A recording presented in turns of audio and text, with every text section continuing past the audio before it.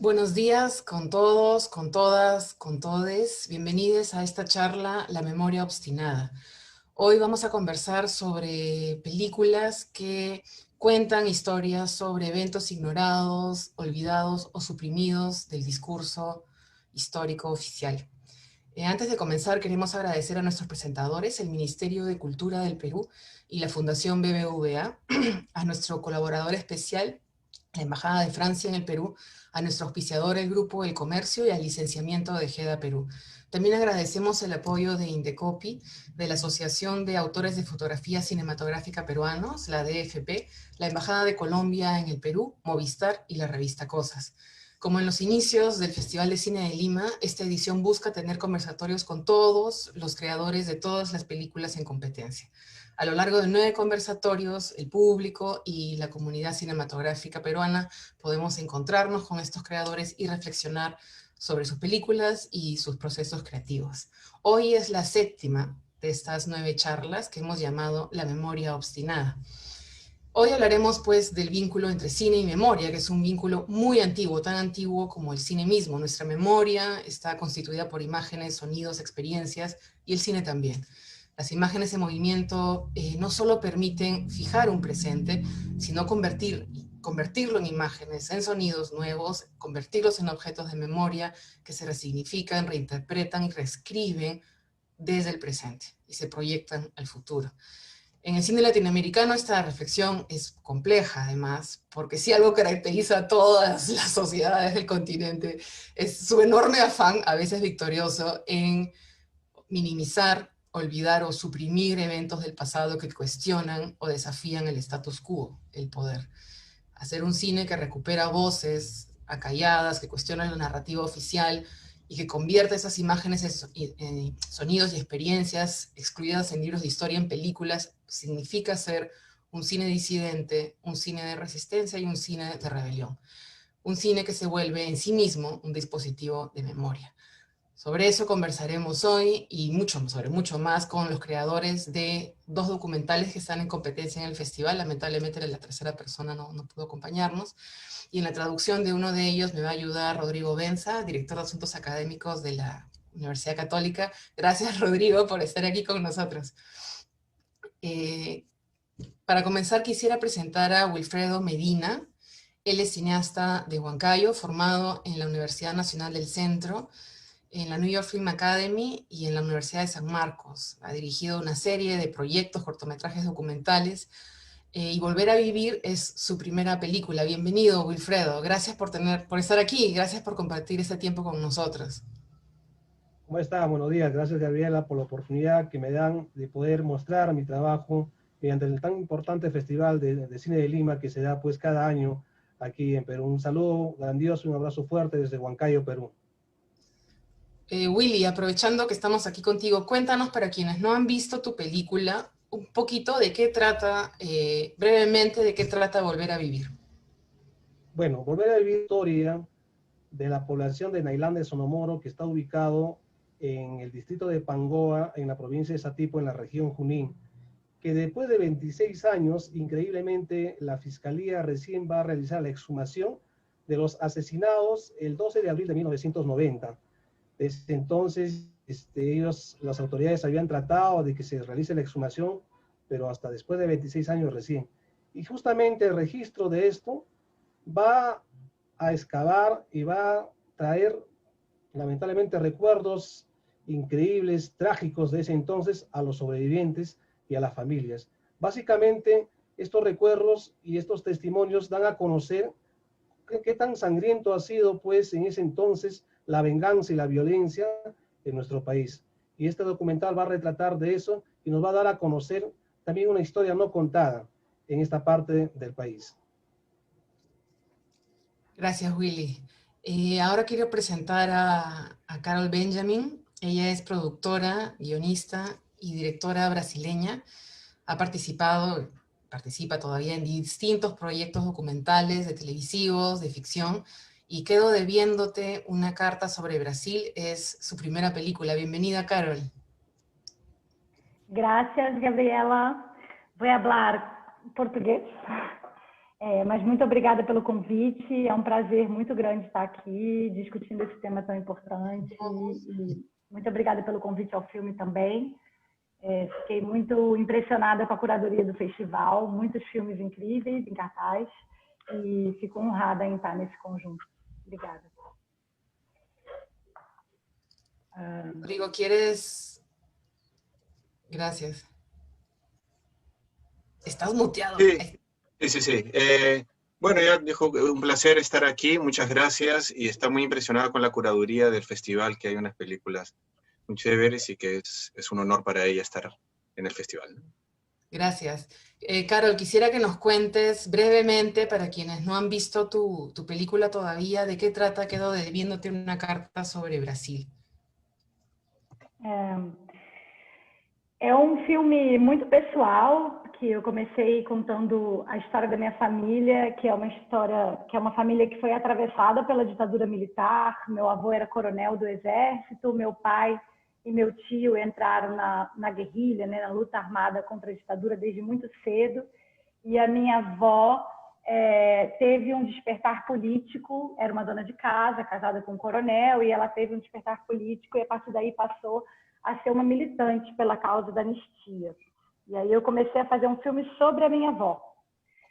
Mas, na verdade, ao longo desse processo, eu fui atravessada por várias questões, tanto do âmbito familiar, quanto no contexto político do meu país, e que, ao fim e ao cabo, me levaram a fazer um filme que eu digo que é um filme sobre o silêncio nas relações familiares e também na história política de um país, e como o silêncio serve para um processo de apagamento da memória, né?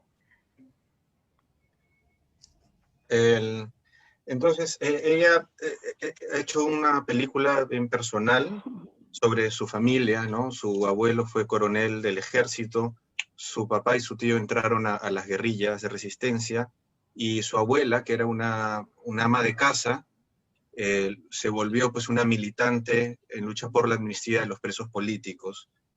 Entonces, a partir de todas las cosas que le llegaron haciendo el filme, haciendo la película, y que le tocaron mucho, finalmente hizo una película sobre el silencio, ¿no? Sobre el silencio que hay en las relaciones en las familias, también sobre el silencio que hay sobre la violencia política durante la dictadura, y eso.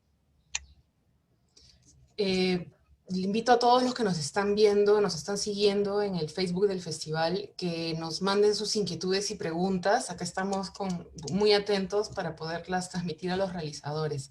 De arranque, Willy, ya te están felicitando por el backing, por el fondo, y te mandan muchos saludos, compañeros tuyos, amigos.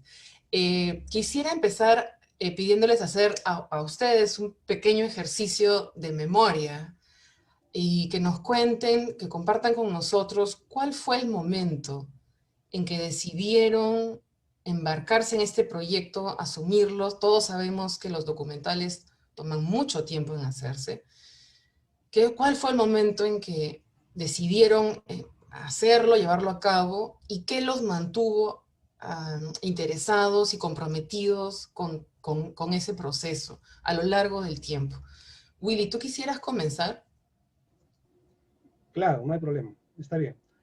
Bueno, en realidad yo tengo una formación por talleres, nunca he estudiado cine, una formación universitaria, pero soy comunicador social de carrera, la cual el cine siempre ha sido una de mis metas que tenía en mente desde muy joven, y he estudiado talleres de ficción, más que nada, y uno que otro taller de documental.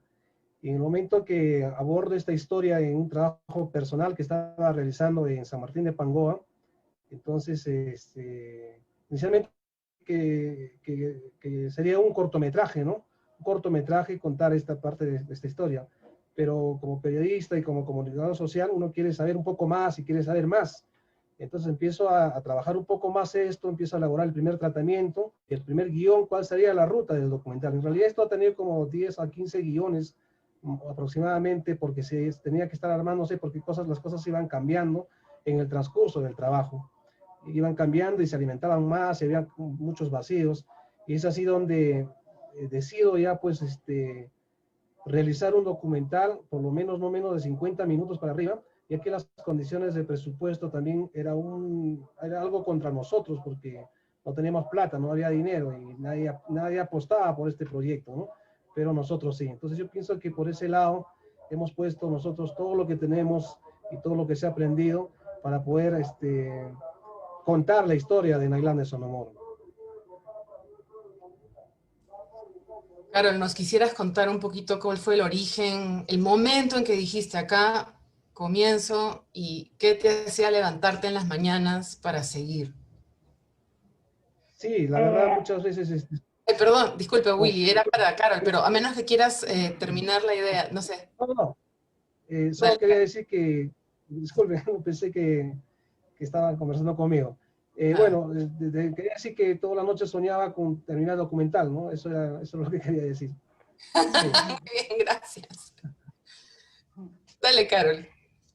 Bom, o meu filme é daquele tipo de filme que, de alguma forma, eu acho que sempre teve dentro de mim. Assim, eu sempre tive, desde pequena, um desejo de fazer um filme sobre a minha avó, porque a minha avó, ela era aquela figura que gostava muito de contar muitas histórias, uma ótima contadora de histórias e uma figura muito simpática e que gostava muito de contar das histórias desse tempo da ditadura, né, no Brasil, que é um momento em que ela conseguiu ter um protagonismo assim na história, né? Ter uma intervenção maior, né, na realidade. E eu cresci ouvindo essas histórias contadas pela minha avó e sempre tive vontade de fazer um documentário sobre ela. Ahí, Aí, Rodrigo? desde niña siempre quise hacer una película sobre mi abuela, un documental sobre mi abuela, porque era una persona que siempre contaba muchas historias, contaba las historias también de la dictadura, entonces crecí escuchando esas historias y que me provocaba pues hacer una película sobre eso. Sim, mas esse tipo de projeto, eu acho que é o tipo de projeto mais difícil da gente dizer agora é a hora, agora eu vou fazer, né? E eu acabei não filmando a minha avó, e a minha avó faleceu em 2012, logo depois que meu primeiro filho nasceu, e eu fiquei muito, enfim, muito triste de não ter filmado com ela. Mas nesse momento eu retomei o contato com uma grande amiga dela, sueca, para avisar do falecimento da minha avó, e comecei uma amizade com ela, comecei a trocar e-mails com ela. Ajá, ahí. Ese proyecto es un proyecto muy difícil que se fue aplazando y lamentablemente su abuela murió en el 2012, justo después de que su primer hijo nació, y en ese momento ella entra en contacto con una amiga sueca de su abuela para informarle pues de la muerte de la abuela, ¿no? Sim, e aí, depois de um tempo me correspondendo com a Mariane, ela me contou, ela estava muito velhinha também, com, enfim, problemas de saúde, e me contou que tinha um presente para me dar na Suécia, que eu tinha que ir lá pegar. E era uma caixa cheia de cartas, com mais de 70 cartas, que a minha avó escreveu para ela durante 36 anos, desde 1972, que é um ano depois que meu pai foi preso, até 2008. Entonces, ahí Mariane, que es esta señora sueca, le dice a Carol que tiene un regalo para ella, que hay en Estocolmo, en Suecia, y el regalo era una caja con 70 cartas de su abuela que se habían hecho a lo largo de 36 años, desde el 72, que es un año después que el papá de Carol fue preso, hasta el 2008. Sim, e aí esse foi o gatilho inicial, né, da pesquisa para o filme propriamente dito. E a partir daí, com a leitura das cartas, eu descobri todo um outro lado da minha avó que eu não conhecia, que é um lado de intimidade, de uma pessoa que ficou bastante deprimida depois do processo, né, da reabertura democrática no Brasil. E comecei a fazer entrevistas de pesquisas com meus tios, com meus primos, com meus irmãos, dentro da minha família. Até que eu esbarrei na negativa do meu pai. Meu pai não quis que eu fizesse o filme, disse que não me apoiaria e que não daria depoimento para um filme sobre a mãe dele. Ese regalo, esas cartas fueron como el detonador, el impulsador de la película, y también con la lectura de las cartas empezó a ver otros aspectos de su abuela, ¿no? Que, por ejemplo, después del regreso a la democracia se quedó muy deprimida, ¿no? Y un aspecto, ¿no?, más íntimo también de la abuela que tal vez no conocía. Y entonces ahí empezó todo el proceso de investigación, empezó a hacer entrevistas con sus tíos, con sus primos, hasta que se encontró con la negativa de su papá de darle una entrevista para la película. Su papá le dijo, no te voy a apoyar para hacer una película sobre tu abuela. Sim. Nesse momento, eu entendi que eu não podia mais voltar atrás, que eu tinha uma necessidade de fazer esse filme que ia além da negativa do meu pai, porque meu pai não só não quis me dar depoimento, mas ele não queria que eu fizesse o filme. E ali foi o momento em que eu me deparei com um lugar que é, agora eu não posso mais voltar atrás, eu preciso, realmente preciso ir em frente. Ahí me di cuenta que ya no había punto de retorno, ya no podía regresar, tenía una necesidad de hacer la película, y no solamente su papá le negó el hacerle darle una entrevista para la película, sino que le dijo que no la iba a apoyar y que no estaba de acuerdo con que hiciera la película. Sin embargo, había una necesidad en ella, no, acá tengo que seguir sí o sí. E aí eu tentei seguir fazendo um filme sobre a minha avó, mas, na verdade, eu percebi que a todo momento eu ficava me perguntando por que meu pai não fala? Por que meu pai não fala? Porque a gente sempre foi muito próximo, eu e meu pai. E aí eu me dei conta de que eu não podia continuar fazendo um filme sobre a minha avó se o que estava me movendo naquele momento era um questionamento sobre o silêncio do meu pai. Uh-huh. Y ahí yo fui a... Vale. Entonces, bueno, continuó en el intento de hacer una película sobre su abuela, pero se quedaba preguntándose, ¿por qué mi papá no habla? ¿Por qué mi papá no habla? Y ahí se dio cuenta que no podía seguir haciendo una película sobre la abuela cuando esa pregunta del silencio de su papá estaba tan presente. Sí.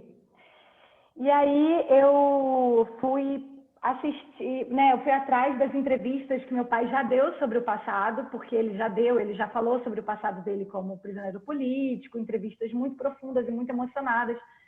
E eu tive acesso ao material bruto de todas essas entrevistas e assistia tudo com muita atenção, e ali eu me dei conta que, na verdade, meu pai fala sobre o passado, mas ele não fala sobre a minha avó. Ele não cita a minha avó em nenhum depoimento que ele dá. Então eu entendi que o silêncio dele era sobre a minha avó, e por isso ele não queria falar comigo, uma vez que meu filme era sobre ela. Entonces vio las entrevistas que su papá había hecho y tuvo acceso al material bruto de las entrevistas, ¿no? Completo. Y se dio cuenta que su papá sí hablaba de su pasado, hablaba de lo que le había pasado, pero no hablaba sobre su abuela. Entonces se dio cuenta de que el silencio de su papá era sobre su abuela, ¿no? No sobre su propia experiencia. Eso me gustaría interrumpirte, Carol, porque justamente esa era mi siguiente pregunta y también se la extiendo a Willy. Y es que tal vez uno de lo más difícil que hay en trabajo de memoria desde el arte, no desde la política necesariamente, sino desde el arte, es asegurarnos hablar con todas las versiones de la historia, en particular aquellas con las que no necesariamente estemos de acuerdo, como de manera personal, ¿no? De tener todas las versiones posibles, todas las voces. Quería preguntarle a ustedes dos, ¿cómo fue ese trabajo de integrar desde el silencio, desde la resistencia o desde la no necesaria empatía con el otro, pero que es necesario en el trabajo? Willy, ¿tú quisieras contarnos cómo hiciste ese proceso, por favor? Claro. Bueno, el trabajo en realidad ha sido complicado porque nos ha demorado un poco más de 3 años para poder terminarlo, ya que en el momento cuando se realiza la exhumación, que empieza a inicios de diciembre, los primeros días de diciembre del año 2016, se recoge toda la información con las autoridades del centro poblado Nailán de Sonomoro, ¿ya? Y con el señor Rider Aucayauri, quien nos da y nos facilita pues la información correspondiente para poder empezar a hacer este trabajo. Y también se hace un trabajo de coordinación porque venir los familiares y sobrevivientes a esta exhumación de otros lugares que ya no viven en esa zona. Venían de Lima, venían de Ucayali, de Huancavelica, de otras regiones, porque desde la fecha que sucedió eso, ellos nunca más quisieron volver. Entonces, al enterarse de esta exhumación, posiblemente por coordinaciones que haya hecho las autoridades, llegaron. Entonces, yo hice ahí un plan de trabajo para poder abordar y reunir a los sobrevivientes más que nada. Entonces, el tema de darles esto después de 26 años era un poco complicado porque se les miraba un poco reacios, y uno que otro que quería participar. Se miraba el temor, más que nada, el temor de alguno de ellos, o de muchos podría decir, que no son de la zona, o que ya no están en la zona, perdón, ¿ya? Pero que antes sí eran de ahí. Entonces, se trató puse la cámara para poder conversar con ellos, y primero hacer un sentido, ¿no? Hacerme amigo, conversar y conversar, y poco a poco ellos empezaron a contar y a soltarse sobre el tema que había pasado. Y es increíble que cuando cuentan esta historia, ellos lo detallan tanto que como si hubiera sucedido ayer. O sea, tanto lo tenían en la mente, lo que les había pasado. Entonces era increíble cómo ellos, entonces, de todo este trabajo que se ha hecho, lamentablemente las autoridades, tanto de Pangoa, de la región Junín, nunca le han tomado la debida importancia, y es notorio, incluso cuando nosotros el documental, nadie quiso apoyar con nada. Y esa es la realidad. Hemos estado presentes y hemos conversado con el alcalde, el exalcalde de la gestión anterior de Pangoa, y también con el alcalde actual. Hemos tenido una conversación directa. Se quedó con un compromiso de que nos podía apoyar porque nos faltaba dinero. Lamentablemente, nunca hemos tenido una respuesta hasta ahora, ¿no? Entonces, el documental ya no podía esperar más y teníamos que culminar. Entonces, ahí se ve muy claro que los políticos de ahora que ingresan a gobernar a su pueblo, a su región o al país, están totalmente desinformados, no conocen nada de su realidad, no conocen nada del sufrimiento del pueblo, de sus necesidades en realidad. Y este es un tema que nosotros como peruanos debemos de conocer. ¿Quiénes somos nosotros? ¿A dónde vamos? ¿Y por qué estamos así? Porque posiblemente arrastramos un pasado que no hemos curado, no hemos sanado. Es por eso que este documental que hemos realizado, que hemos terminado, sea para que los jóvenes puedan ver, estos jóvenes que de repente de ahora que desconocen nuestra historia, que desconocen el pasado, que desconocen la violencia interna que se ha vivido en los años 90, conocen cuánta gente inocente ha sido asesinada por la violencia, por la venganza, que conozcan también que cómo una venganza y cómo la violencia puede destruir todo un pueblo, puede destruir todo un país, gracias a recoger toda esta información, esta historia que en nuestro documental nosotros presentamos. Gabriela. Tengo una pregunta para ti, justamente pensando en la forma como uniste todas las historias y reuniste a todos los pobladores. ¿Qué pasaba cuando, por ejemplo, uno tenía una versión y el otro tenía otra, y el otro tenía otra?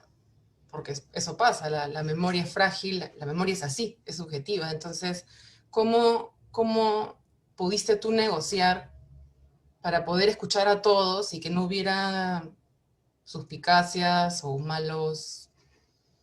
una mala interpretación de tu trabajo, ¿no? Solo era un poquito saber cómo había sido ese proceso en el rodaje. Bueno, en este caso a mí me ayudó bastante el señor Rieder, quien es el que conocía más a las personas, porque él es uno de los sobrevivientes y también ha sido rondero de ese entonces, y él ha estado presente en el momento del acto criminal que sucedió en ese entonces.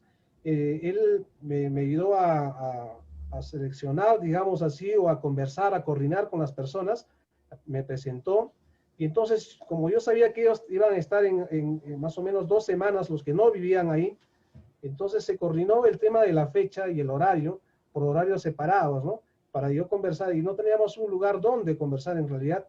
Entonces, como es la selva, entonces hemos decidido que en el mismo parque donde pasó esta desgracia, que la mayoría se les entrevista, les sentamos en una banquita que está en el parque, y ahí empezamos a conversar, ¿no? Empezamos a conversar, y como ya decía hace un momento, empezamos primero a conversar, poco a poco ganamos un poquito la confianza para que ellos puedan soltar su historia, y es ahí que cada personaje se ha entrevistado pues más de 1 hora, o casi 2 horas en muchos de los casos, y tenemos un montón de material en realidad, muchas entrevistas, pero hemos clasificado posiblemente los más representativos, porque casi todos van por la misma línea, pero en su diferente contexto de forma de que ellos han pasado, ¿no? Claro, Entonces, en ese sentido, los que se han seleccionado y lo que se ve en el documental son los que están pues ya representando, o son las voces de los demás. Es claro. justamente es así como hemos hecho ese trabajo. Gracias, Willy. Carol, cuéntanos entonces, ¿cómo fue para ti negociar todas las voces de tu familia, pero también cómo contar el otro lado de la historia? O sea, con el que no necesariamente uno está de acuerdo como realizador, ¿no? Es que tal vez sea el reto mayor como artistas. Tú estás muteada, ten cuidado. Sim, Allá. sim.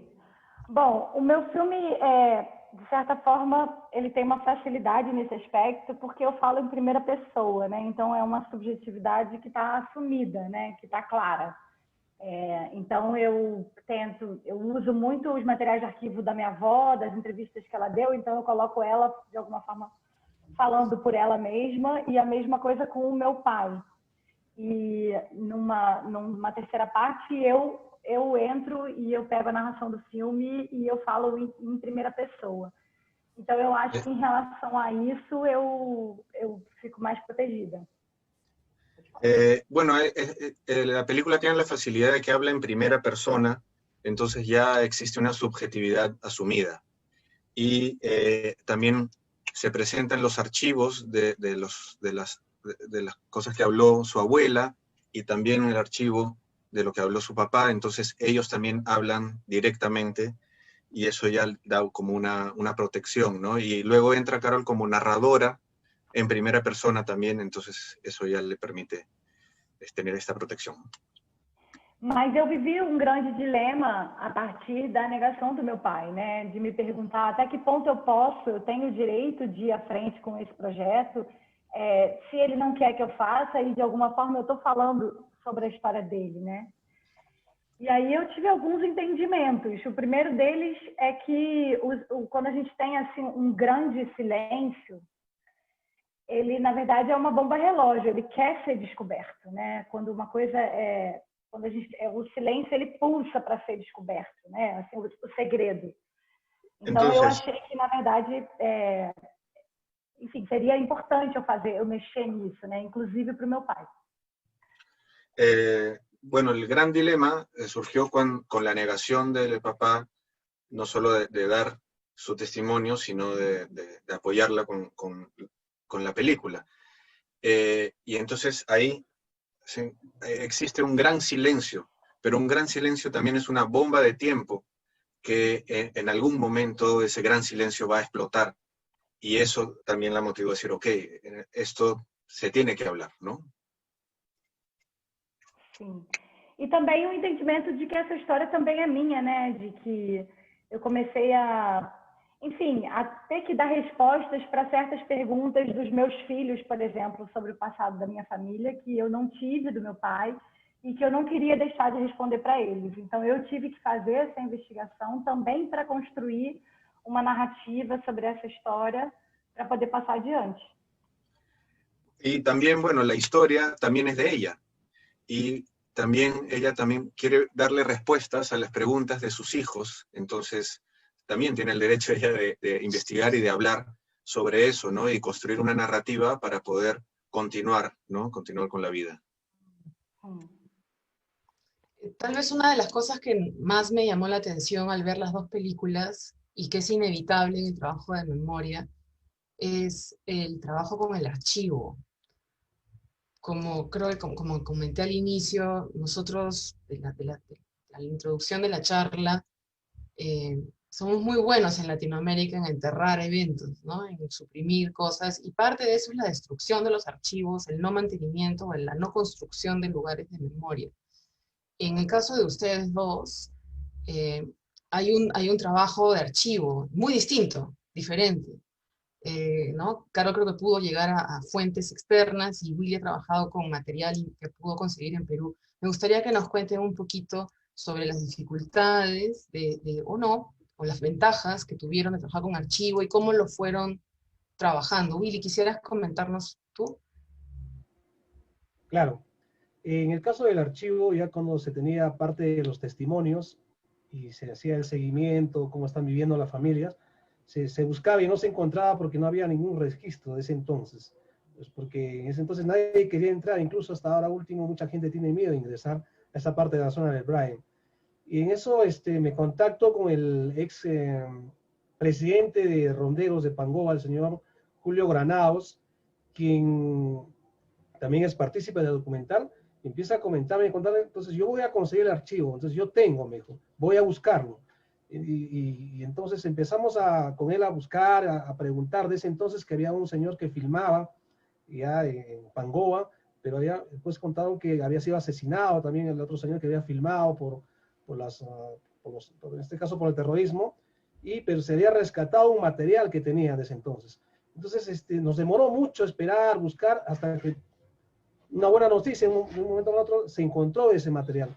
Se encontró y con el equipo de acá de edición y todo, tratamos de rescatarlo y saber por qué es un material largo, en realidad, mezclado incluso. Y ahí es donde encontramos justamente lo que día siguiente había sucedido, ¿no? O sea, el 12 de abril fue el asesinato, la matanza, y el 13 había un registro del 13 del día siguiente, incluso el entierro. Entonces ese material era tan importante como también un material que ellos habían incautado como ronderos de filas subversivas que estaban andando y caminando por esas zonas, ¿no? Entonces, justo eso nos alimentó al documental que nosotros estábamos contando, ¿no? Entonces, ha sido difícil, sí, pero yo creo que si buscamos y tratamos de indagar, y hacer el trabajo de investigación y no rendirnos, no nos hemos rendido en ese momento, porque o sea, hemos encontrado felizmente lo que estábamos buscando, y eso en realidad alimenta y da la vuelta más y completa el documental. Pero también es como entrarle al archivo familiar, o sea, lo que las familias guardan instintivamente, ¿no? No necesariamente las instituciones, sino las familias, el vecino, alguien que guardó. Y ahí tienes que llegar, ¿no? Como documentalista. En Sí, Latinoamérica, me parece. sí, sí, la verdad. Claro, ¿cómo? Perdón, dime, Willy. No, sí, te decía que sí, se buscó en la municipalidad, no había, decían que vamos a ver, te pasamos la voz, te avisamos, ¿no? Algo así, ¿no? Pero bueno, eso es parte de uno, como tú dices que se ha tratado de buscar en las familias, en la gente que esté involucrada, debe haber algo, decía, tiene que haber algo, decía. Entonces, como decía, si hay foto, hay video, decía un amigo, ¿no? Ahí entonces debe haber un video. Claro, cuéntanos, Carol, ¿cómo fue para ti trabajar el archivo? Creo que tuviste mucha suerte en esse caso, por estar em Suécia, não sei. Olha, quando eu comecei a pensar em fazer o filme de fato, eu já comecei a pesquisa, porque eu sabia que esse processo era um processo bastante demorado e que eu precisaria de muito tempo para ir recebendo e apurando os materiais. Aqui no Brasil, a gente tem muito poucos arquivos, né, sobre a ditadura, e, na verdade, eles já são muito conhecidos, eles já fazem parte de muitos documentários, né, as pessoas já têm as mesmas imagens na cabeça, né, das mesmas manifestações, dos mesmos grandes eventos da época da ditadura. Então, a minha primeira decisão, só para concluir, a primeira decisão que eu tomei foi não usar nenhum arquivo genérico da ditadura, só os arquivos que faziam parte da história da minha família. Entonces, cuando comenzó a pensar en la película, ya empezó con el proceso de investigación, porque sabía que iba a ser un proceso muy largo y muy difícil. Y en Brasil hay muy pocos archivos sobre las dictaduras, y ya han sido muy usados. Hay muchas películas, muchos documentales que ya han usado las mismas imágenes, entonces todo ya está bien conocido, ¿no? Entonces no quería usar las mismas imágenes, ya un refrito, ¿no? Entonces decidió no usar los archivos genéricos, sino solamente los archivos en los que tuvieran relación o en los que apareciese su familia. Sim. E aí isso me levou a entrar em contato com uma rede de militantes, de antigos militantes daquela época, de pessoas que filmavam. E aí eu peguei muitos arquivos caseiros de pessoas que conheceram ou que foram amigos do meu pai, do meu tio, e que tinham filmado a imagem da minha avó palestrando numa manifestação, uma imagem de um amigo do meu pai que estava filmando, enfim. Eu consegui, não através dos arquivos públicos no Brasil, mas através de imagens pessoais também, que as pessoas tinham guardadas, que na verdade foi a maior parte das imagens daqui, do Brasil. E também resolvi filmar os documentos, que é uma outra coisa que eu fiz, porque aqui no Brasil a gente tem muito documento da ditadura, a maior parte a gente não tem acesso. Porém, nos últimos anos, com o trabalho da Comissão da Verdade, a gente começou a ter acesso a uma parte dos documentos, né, dos setores de inteligência da ditadura, e aí eu fui nesses arquivos e filmei não só as matérias de jornal, né, mas também as fichas, os documentos criminais, porque uma vez que eu já usava cartas, eu achei que isso ia ter a ver com a linguagem do filme.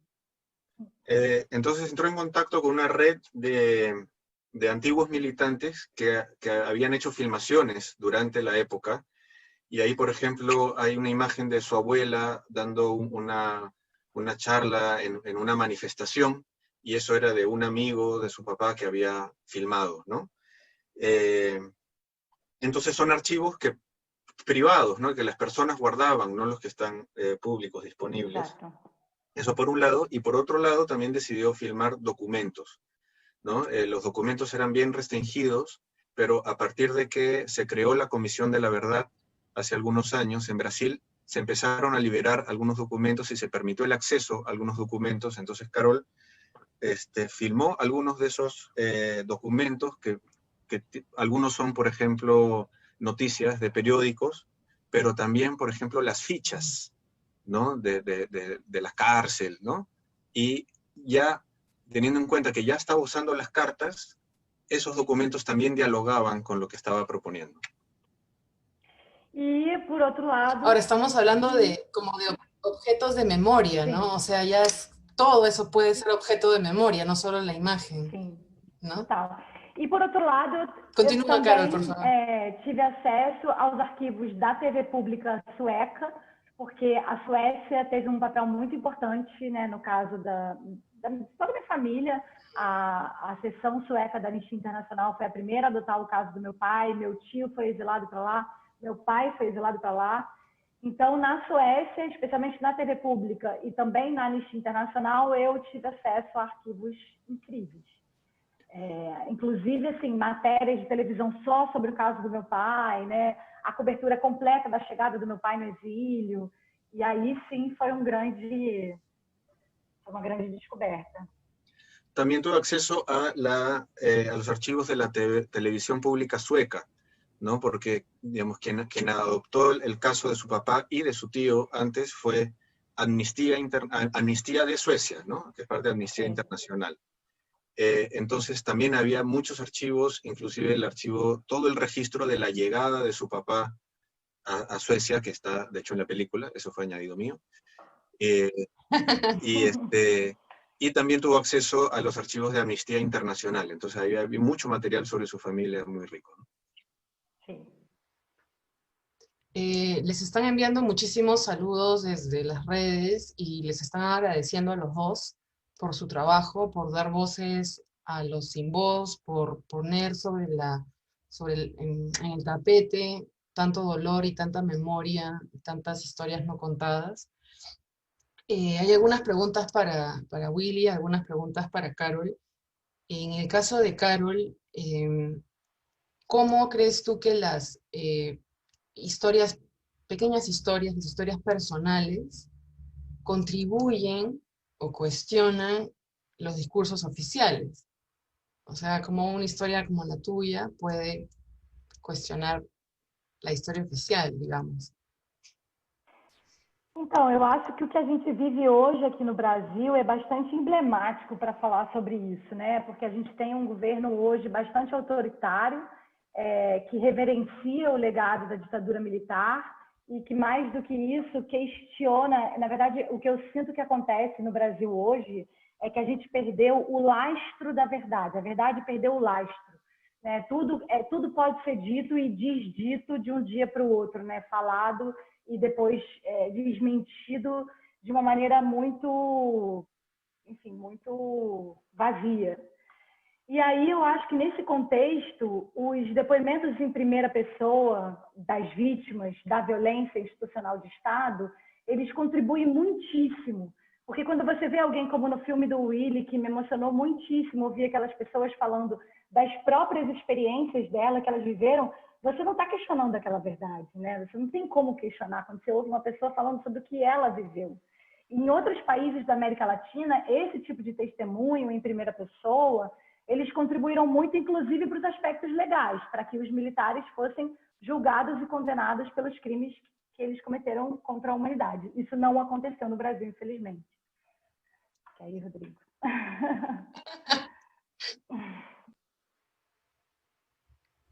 Ya fue tanto, me quedé silenciado. Lo que está sucediendo hoy en Brasil es emblemático, ¿no? Hay un gobierno muy autoritario y que además, digamos, ensalza los hechos de la dictadura, ¿no? Y es un poco una herencia de la dictadura hoy, y entonces como que se ha perdido el rastro de la verdad, ¿no? Se puede decir una cosa y inmediatamente se desmiente y ya no se sabe bien qué es verdad, qué es mentira. Sin embargo, los testimonios en primera persona son muy fuertes, que es algo que aparece en el documental de Willy. O sea, las personas hablando de lo que les pasó, de lo que sintieron, es incuestionable, ¿no? Es lo que realmente les pasó y lo que realmente sintieron. Nadie puede cuestionar eso. Entonces, ahí hay un ápice de verdad. Y bueno, son experiencias pues muy fuertes, ¿no? Y estos testimonios en muchos lugares de Latinoamérica han sido muy importantes, inclusive para generar justicia contra de repente militares que han cometido abusos, pero eso no sucedió en Brasil, ¿no? Solamente para aclarar, la Comisión de la Verdad en Brasil fue creada en 2013, me parece. 2012. 2012, ¿no? Entonces es algo muy Como casi reciente. 30 años después de la abertura democrática. Wow. Wow. Willy, y retomando esta pregunta y también justo lo que ha comentado Carol sobre tu película y el hecho de que tengas testimonios de primera mano, ¿cómo has pensado que estos testimonios puedan verse más? ¿Cómo puedes tú, desde esta historia que has construido, como contribuir a que se conozca este pequeño episodio, pequeño, pero no por eso menos significativo, ¿no? Para poder añadirlo a las historias que se cuentan? ¿Cuáles son los planes para difundir más tu película? También es una pregunta que nos hacen en redes. Bueno, como lo acaba de mencionar, estas historias o estos testimonios de los personajes que cuentan en este documental han sido tan reales, y pienso que el cine, que nosotros como comunicadores sociales estamos llamados no solo a hacer un cine contemporáneo, un cine que de repente le gusta a un tipo de gente, o un cine alienado, copiado de otros lugares, sino que también hay que contar nuestras historias y hay que recordar mediante el cine nosotros qué es lo que ha sucedido. Y también hay un tema que a veces este caso ya había sido olvidado, ya prácticamente, había sido olvidado. Entonces, pero al recordar y al tomar en cuenta todo esto, este documental, se ve que la injusticia que había pasado en ese entonces, hoy se tiene que retomar para que justos no paguen por pecadores, ¿no? Lo que había sucedido, porque gente inocente asesinada por una venganza, gente inocente que, bueno, claramente lo decimos acá, justos paga por pecadores, o los platos rotos paga gente inocente. Entonces, yo creo que la justicia debe estar presente, y gracias a este documental que estamos dando a conocer, es para recordar esa injusticia que ha sucedido. Entonces, así como ha sucedido en la isla de Sonomoro, ha sucedido en Chiriari, en otra comunidad nativa en Yarinapango, Mapatoa, Yarinapango, y otras comunidades aledañas de la selva central, por San Martín de Pangoa, Satipo, donde se ha querido retratar también, completar este documental, pero por el tema de presupuesto, por falta de dinero, solamente ya nos hemos centrado en la isla de Sonomoro, ya que posiblemente las historias son muy parecidas, ¿no? Como ha sucedido a nivel nacional, como se tienen registros de Ayacucho, registros de la Cantuta, de Lima, en fin, pero no hay ningún registro que cuente la historia que pasó acá en la Selva Central, en la región Junín. Y nosotros hemos puesto el hincapié para dar a conocer algo que estaba olvidado. Entonces yo creo que con esto es una muestra total que la injusticia en nuestro país ha existido en grandes rasgos, incluso sigue existiendo hasta ahora. Willy, en tu caso, ¿pudiste mostrar tu película en la comunidad? Mira, ahorita la película recién se está estrenándose en el Festival de Cine de Lima. Y Ya. acá recién posiblemente vamos a coordinar con las autoridades de Nailán de Sonomoro para proyectarlo. El otro tema es el tema de la pandemia, que nos ha sorprendido prácticamente, nos limita un poco porque allá en la Selva Central muy pocos tienen el conocimiento de ingresar al tema digital, a poder comprar o hacer trámites vía virtual, vía digital. De esa parte, porque uno por el internet y otro por el desconocimiento, ¿no? Entonces, va a haber su momento, ya coordinaremos con las autoridades de la comunidad, con el señor Rida Ocayauri, señor Puente, bueno, las diferentes autoridades, para poder mostrarlo en la comunidad misma, ya una vez que todo esto esté más tranquilizado. Carol, hay una pregunta para ti que además es una doble pregunta que viene por dos lados distintos, pero me parece importantísimo sobre tu película y es sobre el silencio de tu papá. No es poca cosa, a mí me llamó también poderosamente la atención en tu película que el casi protagónico o coprotagónico no está, y me parecía fascinante el silencio, decía más a veces que, en fin, ya.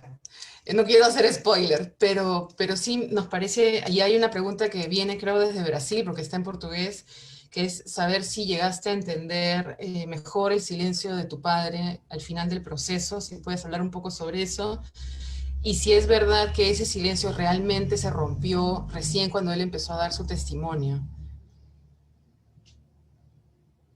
¿Te refieres al silencio de mi papá, me dices? No, No, no te no, entendí bien. disculpa, Willy, era para Carol la pregunta. Ok, disculpa. Okay. No, tranquilo, todo bien. É... Eu não sei se eu entendi direito. Será que você traduz para mim, Rodrigo? Sim.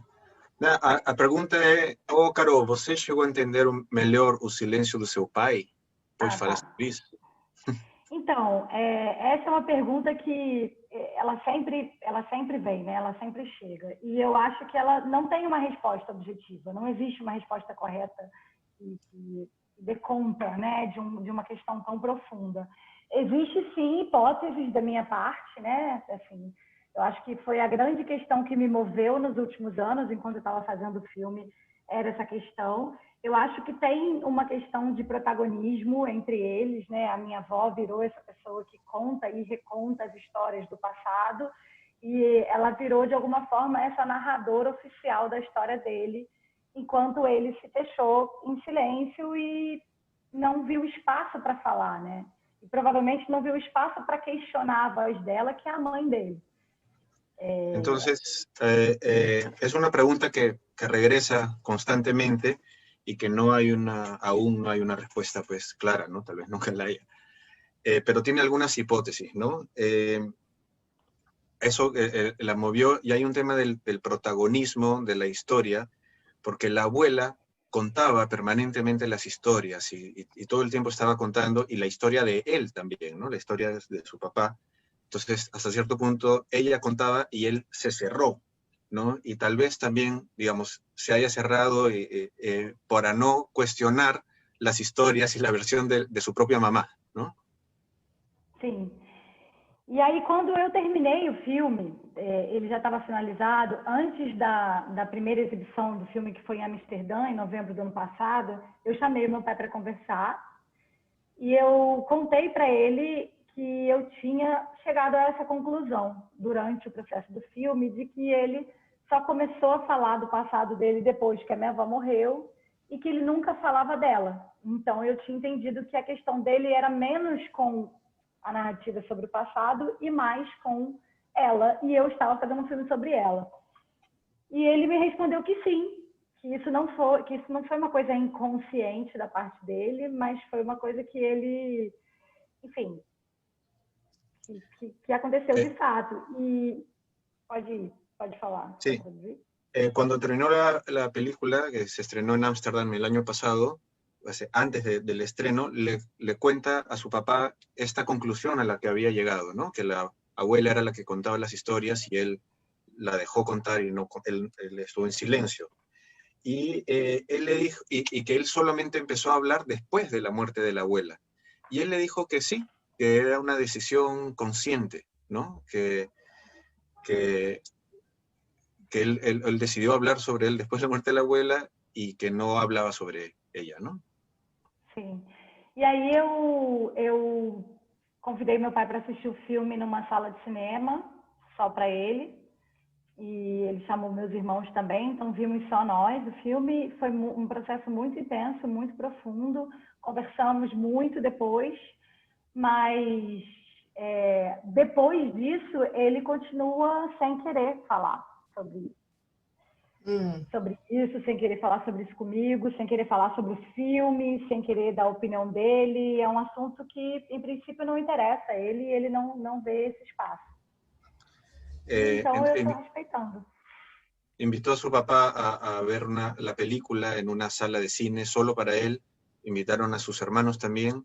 Y bueno, fue muy, muy profundo, ¿no? Muy intenso. Conversaron mucho después. Pero de todas maneras su papá aún no quiere hablar más. Es algo que no le interesa. Es un tema que no le interesa, del que no le interesa hablar hasta ahora, ¿no? Y ella respeta eso. Tem uma coisa que eu entendi também durante o processo da feitura do filme, que a experiência do meu pai é uma experiência, antes de tudo, de solitária, né? Ele ficou muito tempo isolado, muito tempo em confinamento solitário. Então, eu acho que, de alguma forma, essa experiência marcou muito ele, também no aspecto do vínculo com as pessoas, né? Meu pai é uma pessoa que tem dificuldade, de fato, de cultivar os vínculos afetivos, né? Então, assim, é uma experiência que marca ele nesse lugar. Então, tudo isso, de alguma forma, me acalma, no sentido de que me dá uma resposta que eu consigo compreender o lado dele, eu consigo ter empatia por ele e compreender por que ele não quer falar sobre isso e não considera importante também, né? También para su papá esto fue una experiencia muy solitaria, ¿no? Él estuvo mucho tiempo en aislamiento, solitario, y eso marcó mucho pues, a su papá, ¿no? Entonces él hasta hoy tiene mucha dificultad de establecer vínculos con otras personas, y eso hasta cierto punto la calmó, ¿no? Porque le da, digamos, una respuesta, ¿no? Consigue entender ese aspecto de su papá y es comprensible, ¿no? Sí, claro. Hay dos preguntas para Willy que me parecen súper pertinentes. Hay una también para ti, Carol. Voy a empezar con Willy primero. Willy, quieren saber dos cosas. Un poco cómo fue el proceso del guión, si hubo un guión que seguiste o más se armó en edición tu película. Y la segunda pregunta es, tú has señalado que rodar tu documental, recibiste amenazas por rodar tu documental. Querían saber si ahora que la has estrenado o ya se puede empezar a ver si has tenido algún tipo de inconveniente similar. Muy bien. Bueno, después de haber conseguido el trabajo de los archivos, las coordinaciones, en este caso con Rida Bocallao y las demás autoridades del centro poblado, se arma un primer tratamiento, ¿no? Una guía, un primer tratamiento. Y en base a ese tratamiento se hace un primer guión. Un guión que inicialmente era para un cortometraje. Entonces se sigue haciendo el trabajo y se sigue haciendo el trabajo de investigación y entonces se hace otro tratamiento, se reformula el guión y otro guión, e incluso empezamos cuando estamos avanzando, empezamos también a escribir el guión ya en la edición, ¿no? Entonces, si tenemos una línea, el tratamiento sí era tan importante para nosotros, y tenemos el tratamiento, pero alimentamos el guión ya casi finalizando el documental en la edición. Nos faltaban cosas, entonces no redondeaba y reformulamos nuevamente el guión. Entonces, eso ha sido a lo largo de los 3 años, estar trabajando, viendo qué nos falta, qué podemos, queríamos completar una cosa, a veces ambicioso, pero la realidad era otra, presupuestalmente no se podía. Entonces teníamos que dar y conseguir lo que estábamos buscando nosotros. En ese trabajo que se estaba haciendo, el trabajo de investigación nace, justo ya respondiendo a la segunda pregunta, se toca algo que yo también desconocía, el tema de la familia Malpica, ¿no? Cuando se hace la entrevista a un ex senderista o un senderista arrepentido y nos da detalles de por qué había sido el asesinato de Nailán de Sonomoro, era por venganza, ¿no? Entonces, incluso un grupo de ronderos de ese entonces están hasta ahora en proceso judicial con la familia Malpica, que todavía no termina. Están en un proceso judicial sobre la matanza de la familia Malpica. Entonces, el trabajo de investigación es así, ¿no? Uno está entrando y está viéndose con nuevas cosas y hay que documentarlas, hay que ver. Entonces había reportes del diario La República, había en internet, había un capitán sentenciado, había cosas así. Y queríamos saber más, ¿no? Entonces estamos entrando y ahí me empiezan a hacer unas llamadas y me dicen, ¿sabes qué? Yo creo que ya es suficiente, ya has terminado tu trabajo, y retírate porque de lo contrario nosotros ya no somos responsables de lo que te pueda suceder. Entonces, ante eso, como que a cualquiera de trabajador, o bueno, investigador y comunicador que somos, que nos pone a pensar, ¿no? En la selva, bueno, puede pasar muchas cosas. Y se comunicó en su momento con las autoridades, bueno, los demás trabajos que se hizo, ya se entraba ya en compañía de las autoridades locales, en este caso de Nailán de Sonomoro, y se hacían los trabajos puntuales y teníamos que retirarnos. Y siempre ha sido así hasta poder culminar el trabajo. Entonces, es un tema que está escarbando cosas que posiblemente hay un temor hasta ahora de que se cuente o que salga más cosas, ¿no? Entonces, es por eso que ya vienen este tipo de llamadas y amenazas que uno ha tenido. Carol, al inicio de la charla, antes de empezar la transmisión, tú dijiste que tenías algunas preguntas para Willy. ¿Tienes algunas que quisieras plantear? Porque ya estamos un poquito empezando a cerrar la charla. ¿Tendrás tú, Carol, algunas preguntas para Willy? ¿O ya no? No lo sé. Posso fazer uma pergunta? Só uma, porque eu não conheço muito, né, a história do Peru e fiquei muito curiosa para entender, né, as razões, né, desse conflito político que acontece por ali. E me parece que o Willy fez a opção de não entrar na questão política em si, mas sim se fixar naqueles relatos daquelas vítimas que foram sobreviventes e que estão contando, né, o que elas viram, o que elas viveram. E aí eu queria perguntar se isso foi uma opção, né, em que momento que se deu essa opção e por quê? Como é que se deu essa decisão? Acho que eu vou precisar de você, Rodrigo. Sí. Bueno, Carol no conoce mucho la historia del Perú y, bueno, se ha quedado con curiosidad de ver las razones del conflicto, ¿no? Del conflicto interno armado. Pero, bueno, Willy no entra específicamente en este tema político, sino que se centra en los relatos, ¿no? Los relatos de los sobrevivientes. ¿En qué momento se tomó esa decisión y por qué decides centrarte en los relatos? Só adendo, Rodrigo, é porque eu considero essa opção muito interessante, até porque eu termino de ver o filme, eu vou no Google e eu entendo tudo o que está acontecendo, eu não preciso ter isso no filme. Eu não estou, enfim, não tem um julgamento de valor, é mais uma curiosidade mesmo de entender o seu processo criativo. Porque a él le parece súper esa decisión, ¿no? Porque, claro, después de terminar de ver la película, entras a Google y ya entiendes más o menos el contexto de lo que habla, ¿no? Es una curiosidad y no se me fue la palabra, no está juzgando, sino es una curiosidad para entender mejor tu proceso creativo. ¿Puedo responder? Dale. Bueno, justo que como ya había contado, que en el momento de la exhumación que se hace, iban a venir los sobrevivientes, entonces no había registro del año 90, del 12 de abril, de la sangrienta matanza que había.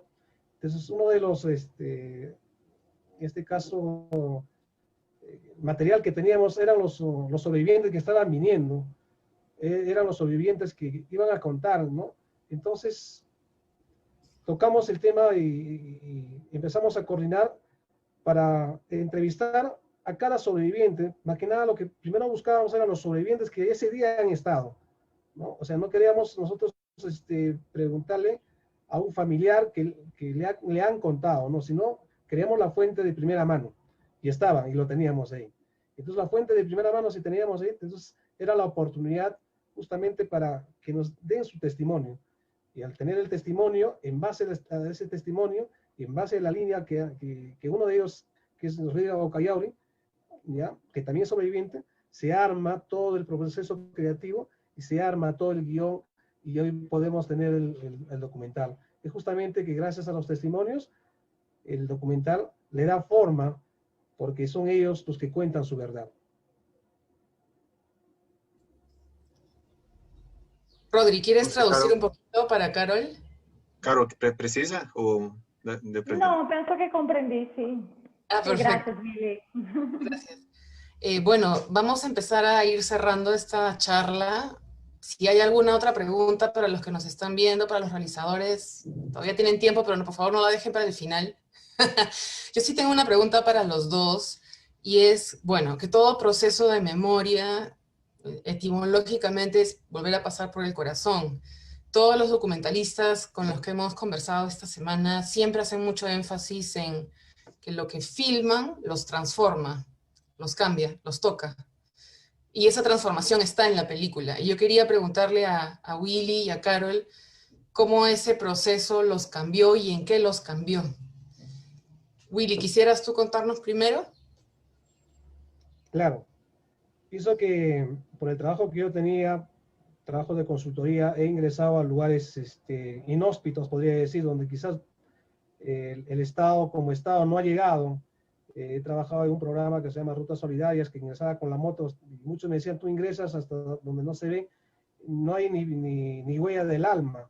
Y eso es la realidad, entonces, y es justamente con eso donde llevo este documental también, y veo que los políticos, la visión política que muchos políticos ahora que están gobernando, tanto a mi región, más que nada a mi región, desconocen la realidad de su propio pueblo, o simplemente son políticos o son gobernantes alquilados o de otros lugares, porque si no conoces la realidad, el sufrimiento de tu tierra, de tu pueblo, la realidad de ese poblador que necesita de repente, le falta agua, necesita los insumos básicos, ¿cómo creen que van a ayudar y van a sumar a mejorar su población? Imposible.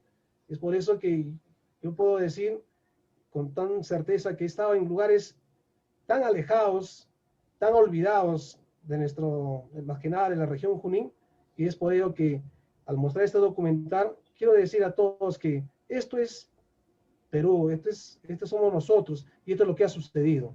Y es por eso que la mirada ha cambiado bastante, y he tenido una visión más importante y más clara de que en las campañas políticas, los gobernantes de ahora que ofrecen tantas cosas, pienso que ahora, ya que se acercan las próximas elecciones, un llamado a todos que conozcamos bien quién es nuestro próximo gobernante.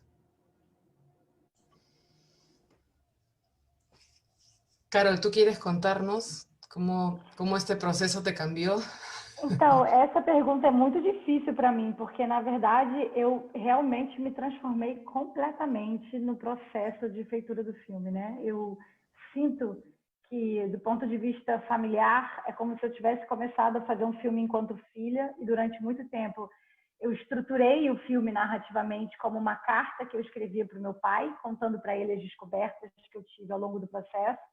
E quando eu estava já numa etapa muito avançada de montagem, e a gente teve, né, a fatídica eleição do Jair Bolsonaro para a presidência da República no Brasil, que foi uma coisa que alterou significativamente a maneira como a gente vê o legado da ditadura, né? A gente teve uma ressignificação desse legado da ditadura. E a partir disso, eu vi que, na verdade, eu não estava fazendo esse filme para o meu pai, eu estava fazendo esse filme muito mais movida para os meus filhos. E então eu tive essa mudança de lugar, assim, no espectro íntimo e familiar. Rodrigo, quer? Sí. Bueno, es una pregunta muy difícil porque la película la transformó completamente, ¿no? Ella empezó a hacer la película como hija, inclusive la estructura de la película era como una carta a su papá. Pero durante el montaje de la película se da la elección fatídica en la que entra Jair Bolsonaro, y eso hace que se resignifique todo el tema de la dictadura y de la memoria, ¿no? Y de cómo la dictadura está presente hoy, tal vez. Entonces, en ese momento, con esos cuestionamientos, se da cuenta que la película en realidad no era tanto para su papá, sino para sus hijos, ¿no? Los hijos de Carol.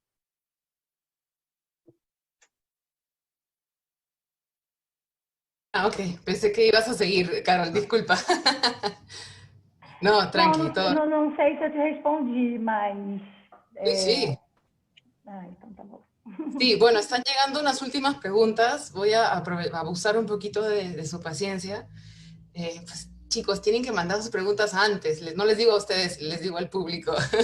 Bueno, nada, nos mandan muchísimas felicitaciones desde Brasil, desde Buenos Aires, del Perú, por tocar el tema, por lo que están haciendo, por la valentía y por la empatía también. A ver, déjenme ver un ratito.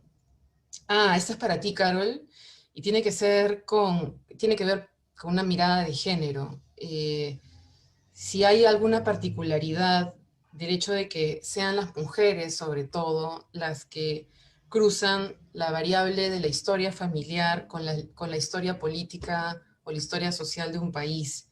Eso está pasando mucho en muchas mujeres latinoamericanas, nos comentan eso. Eh, como una búsqueda de la identidad. ¿Tú crees que hay una mirada de género, hay una relación entre esa búsqueda y el hecho de que sean mujeres las que participan más? Difícil, né, essa pergunta também, porque no Brasil, pelo menos isso é muito marcante, assim, eu diria que se não todos, quase todos os filmes que olham para trás, que tem, né, essa pegada, esse aspecto mais afetivo, são filmes feitos por mulheres. Eu não sei responder, na verdade. Eu acho, enfim, acho muito difícil pensar isso. E na verdade, eu como realizadora, eu prefiro ouvir, assim, prefiro entender como o filme chega. Eu não sei avaliar se há um cinema de gênero, né, se a gente pode dizer que esse é um olhar feminino. Eu não sei, eu sei que há uma tentativa e há um espaço, sim, que não havia antes, né, das mulheres afirmarem seus desejos, né, e começarem a se colocar no mundo como autoras.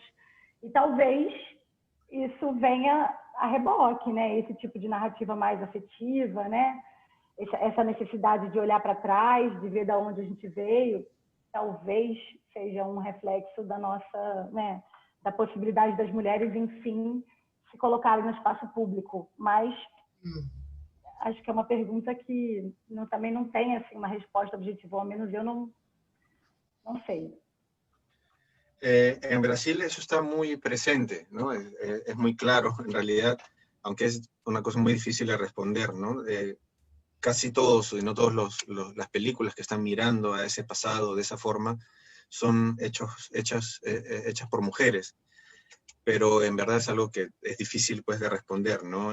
Carol prefiere entender cómo llega la película y no se puede decir si pues es un cine de género o es una perspectiva, ¿no?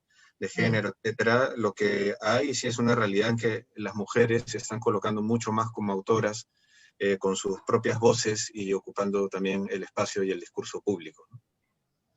Y hay una pregunta última, ahora sí, prometo, para los dos, y es sobre el costo del silencio. O sea, ¿cuál es el costo? Nos ponen acá, de alguna manera, el silencio, apagar la memoria, es una manera de seguir adelante. Pero ¿cuál es el costo de eso? Willy, si quieres tú, coméntanos, ¿cuál sientes tú que es el costo de no hablar de estos temas o el costo en los participantes de tu película de no haber podido contarlo nunca? Sí, En realidad, pues, no sé pues, si la pregunta es el costo del silencio, como tú dices, cómo esta historia que los mismos sobrevivientes, protagonistas de ese entonces, al contar, han abierto heridas, quizás una herida que estaba cerrada, o creían que estaba cerrada, pero al contar estas heridas que ellos, muchos han sido los únicos sobrevivientes de toda una familia, como la señora Gudelia, que es la única sobreviviente, asesinaron a sus padres y a sus hermanos. Entonces, y igual de la señora que asesinaron a su esposo, que era presidente de Ronderos, y en fin, un costo, no sé si podría ser muy alto, de poder recordar, es por eso que nosotros le ponemos el título de Volver a Vivir.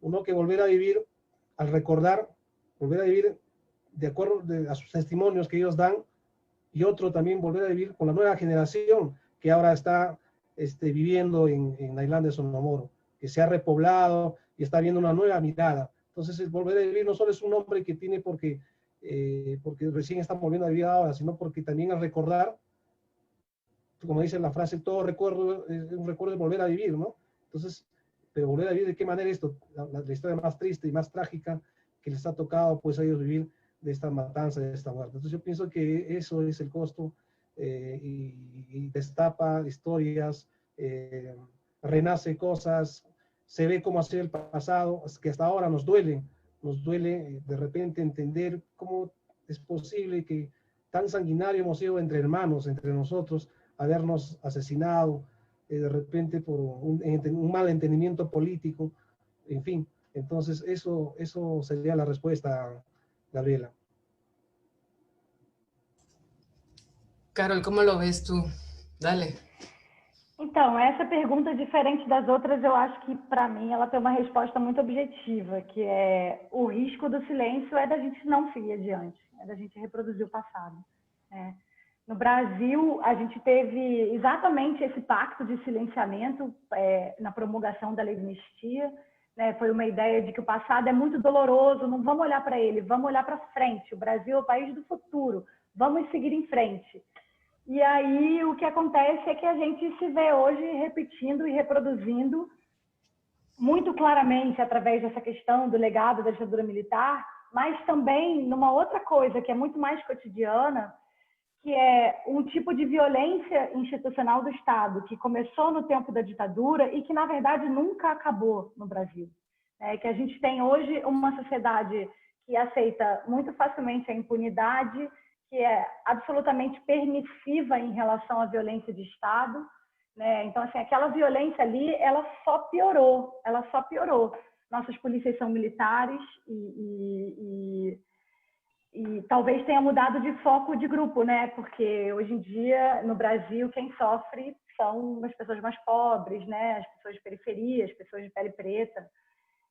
Diferente da época da ditadura militar, que a gente teve uma classe média intelectualizada também né, no fronte e sofrendo a violência da polícia. Bueno, esa es una respuesta que sí se puede dar de una forma bastante objetiva, que el riesgo del silencio es justamente reproducir el pasado, ¿no? Y en este caso, el concreto, el pasado de la dictadura militar, ¿no? La ley de amnistía que promulgó el gobierno brasileño en su momento, lo que decían era no miremos atrás, ya olvidemos el pasado, vamos hacia adelante, vamos a construir. Y aquí también un añadido mío, esa amnistía no solo amnistiaba a los presos políticos, sino también a los militares que habían cometido los abusos, ¿no? Entonces, ahí hay un tema, ¿no? Existe hoy, y que es una herencia de la dictadura en Brasil, una violencia institucional del Estado y una sociedad que es muy permisiva a esa violencia y a la impunidad de cometer esa violencia, ¿no? En Brasil la policía es una policía militar, ¿no? y militarizada, y hay un cambio de foco hacia quién se dirige esa violencia, ¿no? Hoy, básicamente, esa violencia está dirigida a los negros, pobres, de la favela, y claro, en el momento de la dictadura estaba más dirigido a estos jóvenes de clase media politizados, ¿no? Pero el nivel de violencia es una continuidad desde la dictadura, ¿no? Ya, ahora sí, Gracias por su paciencia y por darnos el tiempo para responder las preguntas del público y para hablar de estos temas que siguen siendo vigentes como lo vemos.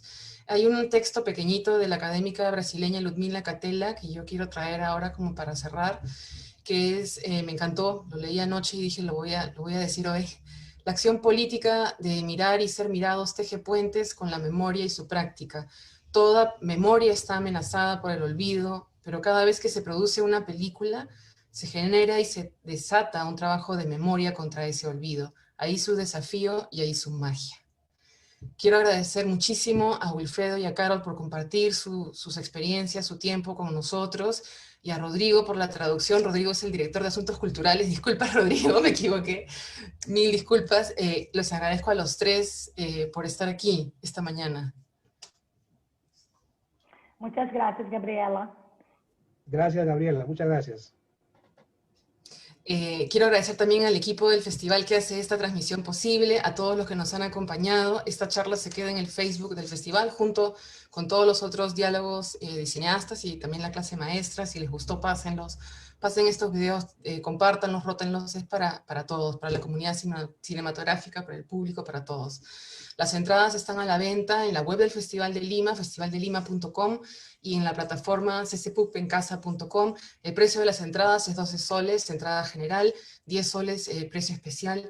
Las películas solo pueden verse, lamentablemente, aunque nos han escrito desde Argentina que las quieren ver, bueno, por el momento solamente por territorio peruano y por 48 horas desde que ustedes les ponen clic. Y no se olviden de votar al finalizar cada película. La votación para el premio del público es posible hasta las 6 de la tarde del sábado, o sea, mañana. Si escogieron una película en competencia, pueden otorgarle una puntuación de 1 a 5 estrellas. Ustedes también son jurado. Los invitamos a nuestro siguiente conversatorio que tendrá lugar esta tarde. Se llama Un cine revelado, de los Andes al Atlántico, y vamos a hablar sobre 3 películas que dan cuenta de la experiencia y la historia de pueblos andinos y amazónicos. Es hoy a las 4 de la tarde, también por el Facebook del festival. Nos vemos muy pronto. Muchas gracias.